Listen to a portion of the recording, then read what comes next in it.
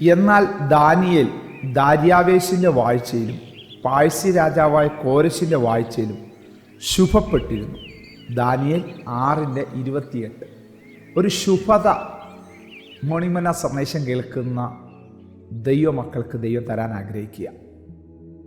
ഈ വചനങ്ങളായിരിക്കും ഈ ദിവസങ്ങളിൽ നമ്മൾ ചിന്തിക്കാൻ പോകുന്നത്. ദാനിയേലിൻ്റെ ലൈഫിനെ നമുക്ക് 3 തരംതിരിക്കാനായിട്ട് കഴിയും.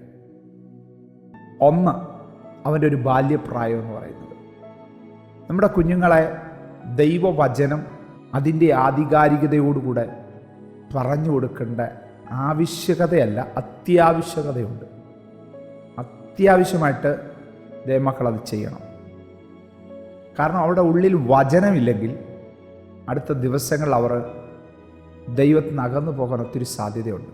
ഹൃദയത്തിലാണ് വചനം ചെന്ന് പതിയുന്നത്, ഹൃദയത്തിലാണ് മറ്റു പലതും രൂപപ്പെടുകയും ചെയ്യുന്നു. അതുകൊണ്ട് ചെറിയ പ്രായത്തിൽ തന്നെ കുഞ്ഞുങ്ങളെ ദൈവവചനത്തിൻ്റെ ആഴങ്ങളിലേക്ക് കൊണ്ടുപോകാൻ എനിക്ക് നിങ്ങൾക്ക് കഴിയണം. ദാനിയേലിൻ്റെ ലൈഫ് നമുക്ക് 3 തരംതിരിക്കാമെന്ന് പറഞ്ഞല്ലോ. ഇസ്രായേലിൽ, യഹൂദയിൽ അവർ ആയിരുന്നൊരു കാലഘട്ടമുണ്ട്. അവരുടെ സ്വന്തം ദേശത്ത് ആയിരുന്നൊരു കാലഘട്ടം. അവരെ അവിടുന്ന് പറിച്ചെടുത്തുകൊണ്ട് പോകുന്ന ഒരു കാലഘട്ടം, ഒരു ബ്രാക്കറ്റ് പീരീഡ്. 3, തിരിച്ച് ദൈവം ഇസ്രായേലിലേക്ക്, യഹൂദയിലേക്ക് തിരിച്ച് ദാനിയേലിനെ കൊണ്ടുവരും. ഇങ്ങനെ 3 അവൻ്റെ ലൈഫിനെ തരംതിരിക്കാനായിട്ട് കഴിയും. ഈ ദിവസങ്ങൾ നമ്മളതാ ചിന്തിക്കാനായിട്ട് പോകുന്നത്. എന്തുകൊണ്ട് ദാനിയേൽ ശുഭപ്പെട്ടിരുന്നു? നമ്മൾ മനസ്സിലാക്കണം, രാജാക്കന്മാർ മാറി മാറി കടന്നു വന്ന അനുഭവങ്ങൾ നമുക്ക് കാണാൻ കഴിയും. മാറി മാറി രാജാക്കന്മാർ കടന്നു വന്നു. പക്ഷേ എല്ലായിടത്തും ദാനിയേലിൻ്റെ ശുഭത നമുക്ക് കാണാൻ കഴിയും.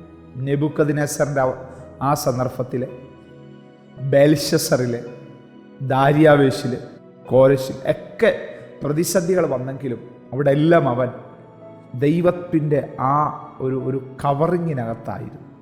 ഏത് പ്രതിസന്ധിയിലൂടെ ഞാൻ നിങ്ങൾ പോയാലും നമ്മൾ വിശ്വസ്തയോടെ ദൈവത്തോടുള്ള ബന്ധം കീപ്പ് ചെയ്യുന്നവരാണെങ്കിൽ അതിനകത്തൊരു ശുഭത ദൈവം നമുക്ക് നൽകി തരും. ദാനിയേലിന് ശുഭത ലഭിക്കപ്പെടാനുള്ള പല റീസണുകൾ, പല കാര്യകാരണങ്ങൾ ഈ അധ്യായങ്ങളിൽ നമുക്ക് കാണാൻ കഴിയും. ചിലത് നമുക്ക് ചിന്തിക്കാം. 1, അവൻ്റെ ഹൃദയത്തിനകത്തെ തീരുമാനം. ഞാൻ മുമ്പേ പറഞ്ഞല്ലോ, ഹൃദയമാണ് എല്ലാറ്റിനെക്കാട്ടിലും. ഹൃദയത്തിനകത്ത വചനം വന്ന് കയറേണ്ടത്, ഹൃദയത്തിനകത്താണ് ദൈവീക അനുഭവങ്ങൾ ഉണ്ടാകുന്നത്. അങ്ങനെ ആ അനുഭവങ്ങൾ ഉണ്ടാകുമ്പോൾ ആഴമേറിയ ബന്ധം ഹൃദയംഗമായിട്ട് ദൈവമായിട്ട് ഉണ്ടാക്കിയെടുക്കാൻ നമുക്ക് കഴിയും. കുഞ്ഞുങ്ങൾക്ക് കഴിയണം. കർത്താവ് സഹായിക്കട്ടെ. ഇവിടെ നോക്കിയേ, അവിടെ പിടിച്ചോണ്ട് വരികയാണ്. ബാബേലിലേക്ക് യഹൂദയിൽ നിന്ന് പിടിച്ചോണ്ട് വരുന്ന കുഞ്ഞുങ്ങളിൽ കുറച്ച് ബാലന്മാരെ, രാജസന്തതിയിൽപ്പെട്ടവരെ, അംഗഭംഗമില്ലാത്തവരെ, നിപുണന്മാരെ എല്ലാം തരംതിരിച്ച് മാറ്റി നിർത്തുക. എന്തിനാ? കൽദയരുടെ വിദ്യയും ഭാഷയും അവിടുത്തെ ആചാര അനുഷ്ഠാനങ്ങളും പഠിപ്പിച്ചിട്ട് കൊട്ടാരത്തിനകത്ത് രാജാവിന് വേണ്ടി സേവ ചെയ്യാം. ഇവിടെയാണ് ദാനിയേൽ വ്യത്യസ്തമായിട്ട് നിലകൊള്ളുന്നത്. കാരണം അവരുടെ ഭാഷയും അവരുടെ വിദ്യയും പഠിച്ചിട്ട് എൻ്റെ ദൈവത്തിൻ്റെ ജ്ഞാനവും ദൈവിക കൃപയും അവിടെ പ്രയോജനപ്പെടാനുള്ളതല്ല, മറിച്ച് ദൈവത്തിനു വേണ്ടി നിൽക്കുന്നതിലൂടെ ദൈവനാമം മഹത്വപ്പെടാനാണ് എന്നെ വിളിച്ചിരിക്കുന്നതെന്ന് ദാനിയേലിന് ബോധ്യമായി. അതുകൊണ്ട് അവൻ ഹൃദയത്തിലൊരു തീരുമാനം എടുക്കുക, ആ വെച്ചിരിക്കുന്ന ഭക്ഷണം ഞാൻ കഴിക്കത്തില്ല, ആ വീഞ്ഞ് ഞാൻ കുടിക്കത്തില്ല. കാരണം അതിലോട്ട് ശ്രദ്ധിച്ചപ്പോൾ അവന് മനസ്സിലായി അത് മറ്റ് പലയിടങ്ങളിലും പോയിട്ടാണ് വരുന്നത്.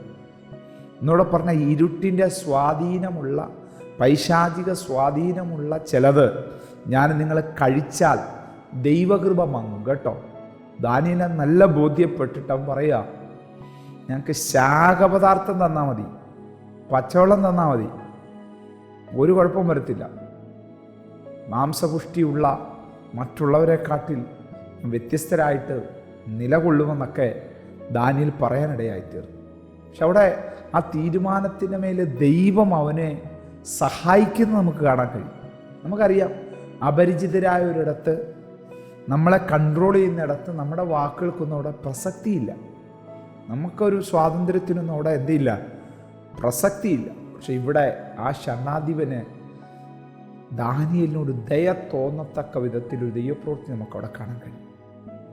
ഒരു ദൂത് പറഞ്ഞുകൊണ്ട് ഞാൻ നിർത്താം ഈ സന്ദേശം. നമ്മൾ ദൈവത്തിന് വേണ്ടി ശക്തമായ ചില നിലപാടുകൾ എടുക്കാമെങ്കിൽ ഒരു സാധ്യതയും ഇല്ലെന്ന് ഞാനും നിങ്ങളും വിധി എഴുതുന്ന ചില മേഖലകളിൽ പോലും ദൈവത്തിൻ്റെ ഫേവർ വെളിപ്പെടും. അങ്ങനെ ദൈവത്തിൻ്റെ ഫേവർ വെളിപ്പെടാൻ പോകുന്ന സമയങ്ങളായിരിക്കും ഈ സമയങ്ങൾ കേട്ടോ. അതുകൊണ്ട് ദാനിയേലിനെ പോലെ ഹൃദയത്തിനകത്ത് ഉചിതമായ തീരുമാനങ്ങൾ ദൈവത്തോടുള്ള ബന്ധത്തിലെടുത്ത് നമ്മൾ നിൽക്കാമെങ്കിൽ ശുഭത ദൈവം കൽപ്പിച്ചു കൊടുക്കാമോ? അങ്ങനൊരു തീരുമാനം എടുക്കാമോ? ഒരു ശുഭത ദൈവം തരട്ടെ. പ്രാർത്ഥിക്കാം. സ്വർഗീയ പിതാവേ, വളരെ വ്യക്തമായിട്ട് അങ്ങയുടെ ശബ്ദം ഞങ്ങൾക്ക് തിരിച്ചറിയാൻ കഴിയുന്നു. പ്രതികൂല സാഹചര്യത്തിനകത്ത് അങ്ങ് ഞങ്ങൾക്ക് ശുഭത തരാൻ പോകുന്നത് ഞങ്ങൾക്ക് മനസ്സിലാകുന്നു, തിരിച്ചറിയുന്നു. അത് ഈ ദിവസങ്ങളിൽ ഭയങ്കരമായിട്ടുള്ള അളവിൽ സംഭവിക്കട്ടെ. ഞങ്ങളുടെ നാമം മാത്രം മഹത്വം എടുക്കണം. രാജാക്കന്മാർ മാറി മറഞ്ഞാലും തൻ്റെ മക്കൾക്ക് ശുഭത നൽകി അവരെ നിലനിർത്തുന്നൊരു സ്വർഗമുണ്ടെന്ന് ഞങ്ങൾക്ക് തിരിച്ചറിയാൻ കഴിയുന്നു. അടുത്ത ദിവസങ്ങളിൽ ഈ വചനത്തിൻ്റെ ആഴങ്ങളെ ഞങ്ങൾക്ക് വെളിപ്പെടുത്തി തരണം. യേശുവിൻ നാമത്തിൽ തന്നെ ആമേൻ. നിശ്ചയമായിട്ടൊരു ശുഭത ദൈവം തരാൻ പോവാ കേട്ടോ. ചില നിലപാടുകൾ, ശക്തമായ നിലപാടുകൾ ദൈവത്തോടുള്ള ബന്ധത്തിൽ എടുത്തു നിൽക്കുക. ദൈവം നമ്മെ അനുഗ്രഹിക്കട്ടെ. Praise the Lord. മോർണിംഗ് മന്ന സന്ദേശം ശ്രവിച്ചുകൊണ്ടിരുന്ന എല്ലാ ദൈവമക്കൾക്കും സ്നേഹവന്ദനം. പാസ്റ്റർ ബിനു വട്ടപ്പാറ. ഈ ദൈവവചന സന്ദേശങ്ങൾ തുടർമാനമായി ലഭിക്കുന്നതിനായി 9745600023 എന്ന വാട്സാപ്പ് നമ്പറിൽ ബന്ധപ്പെടാവുന്നതാണ്. നമ്പർ ഒരു പ്രാവശ്യം കൂടി ആവർത്തിക്കുന്നു: 97 45 60 00 23. ദൈവം നമ്മേവരെയും അനുഗ്രഹിക്കട്ടെ. God bless you.